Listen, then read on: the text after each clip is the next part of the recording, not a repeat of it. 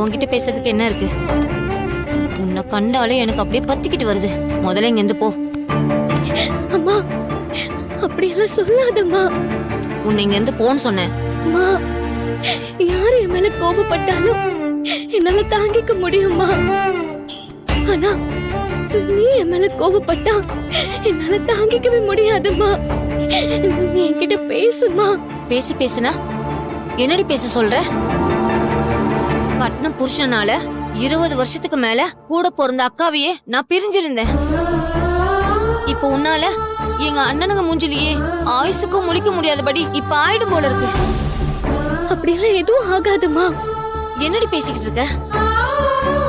நந்தினிய அந்த அருளுக்கு பேசி முடிச்சாச்சு. உன்ன கரிகாலனுக்கு பேசி முடிச்சாச்சு.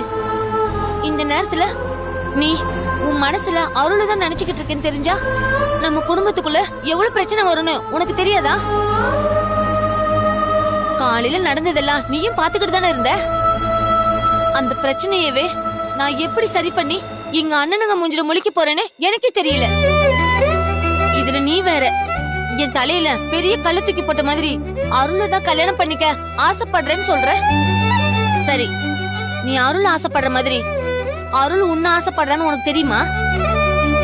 அருள் மாமாக்கு என் மேல விருப்பம் இருக்கும் தான் நினைக்கிறேன். உன்கிட்ட அருள் இது வரைக்கும் அப்படி ஏதாவது சொல்லிருக்கானா?